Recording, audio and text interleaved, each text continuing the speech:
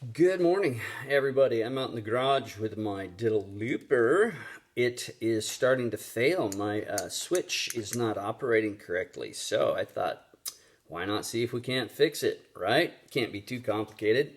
Anyway, let's give it a go. The back is held on with 4 T10 star bit. It's almost like a Phillips, but it has 5 or 6 points on it, and it's called a star bit. It's a T10 star bit. Otherwise, you'll never get those screws out. And back comes off. You have to take, actually you don't even have to take the any of the front knobs off. You do have to loosen the side jack screws, and then once you do that, you just pry a little bit with a screwdriver and it comes right out like this. And oh my gosh, is that complicated or what? So here's the inside. There is probably a good 100 or 2 surface mount integrated circuits in there. You know, I think of the scale schematic of this when it was up on whiteboards and people were designing it, and it's just for such a simple thing, oh my gosh, it's complicated in there.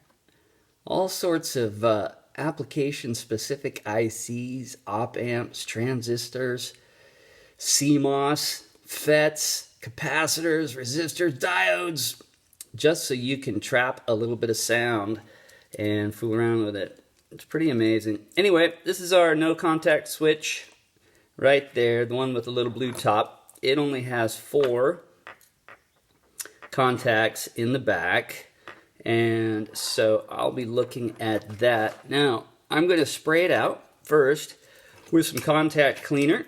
Put it over here so you can kind of see it. I've had good success with QD electronic cleaner. It's non-flammable. When I worked at a rehab place and worked on wheelchairs, motorized wheelchairs for a while, a couple years, I often used WD-40. I'm going to squirt some of that in there and then just move it, actuate it a bunch of times. But I would use WD-40 as a contact cleaner, but WD-40 is flammable, and one time I actually, because of my overuse of WD-40, caused a customer's wheelchair to, the controller anyway, caught on fire. But Mr. Vogelsam was very nice.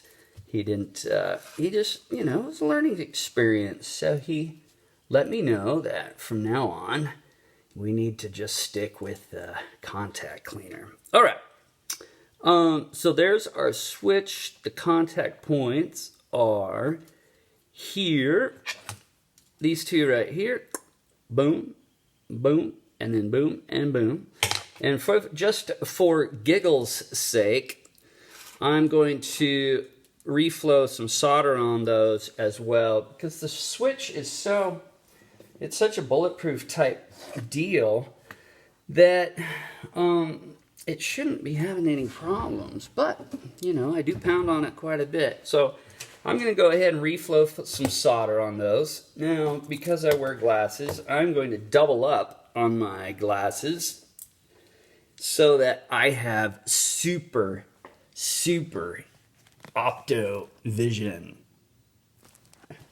Because just like a microscope changing lenses or something, by changing this, by adding a lens to my own eyes, I can get twice the vision and do some of this delicate work. So the joints here look a little on the cold side. So I'm just going to do a little reflow right there. Nice. Nice. Little reflow here. Let it get hot, and then you'll see it disappear down into that via.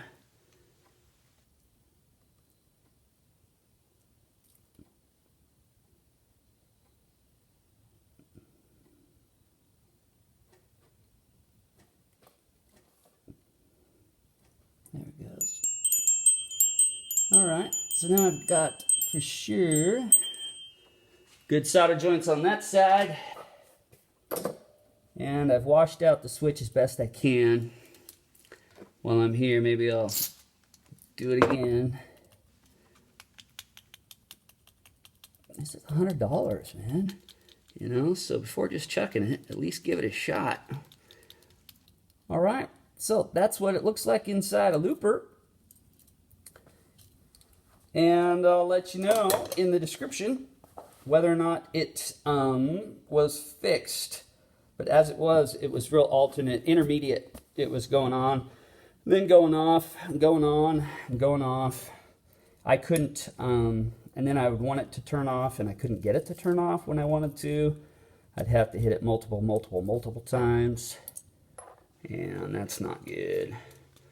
So these, you want to just make sure your washers are fully outside the chassis, which is not going to be an easy trick. But I don't want to take the time to, every time I take my finger off it, it jumps. It's kind of like a puzzle. All right, let's see if I can do this. Keep those on the outside. One side each.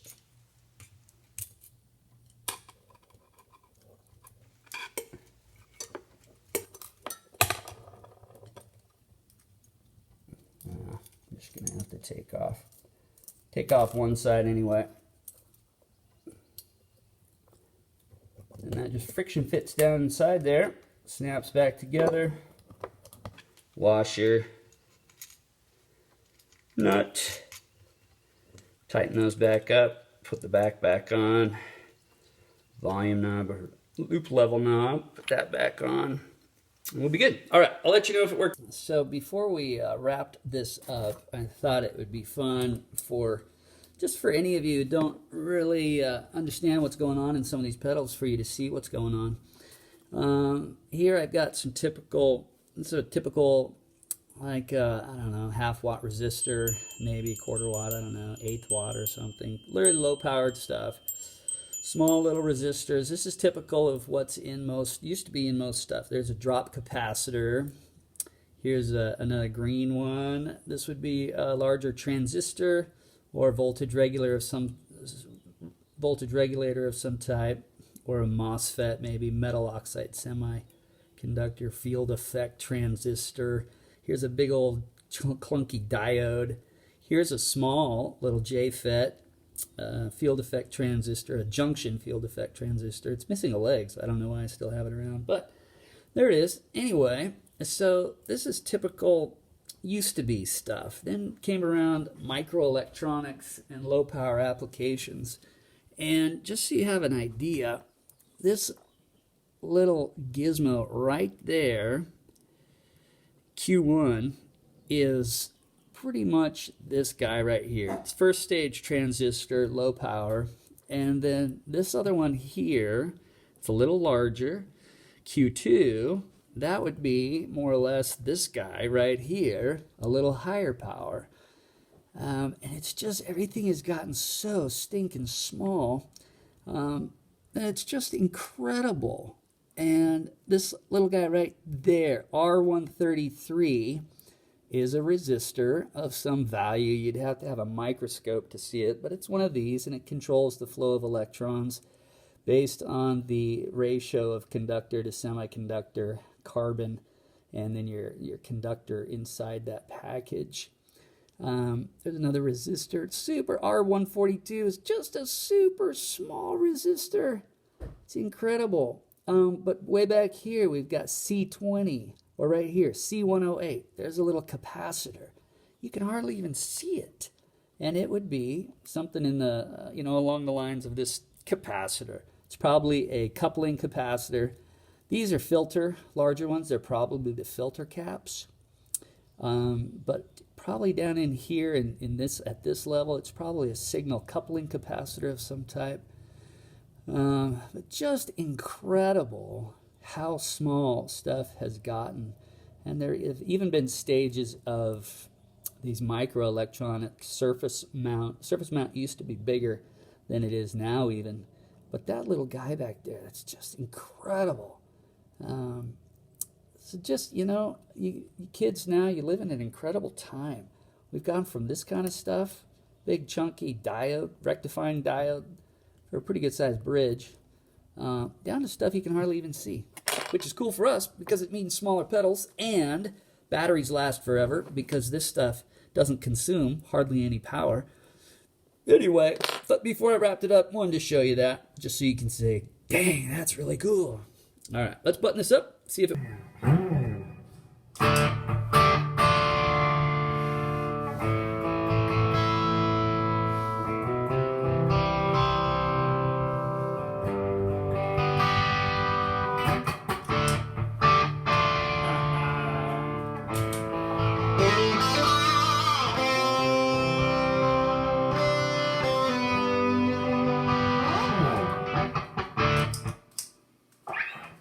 All right. Okay, kids, take stuff apart.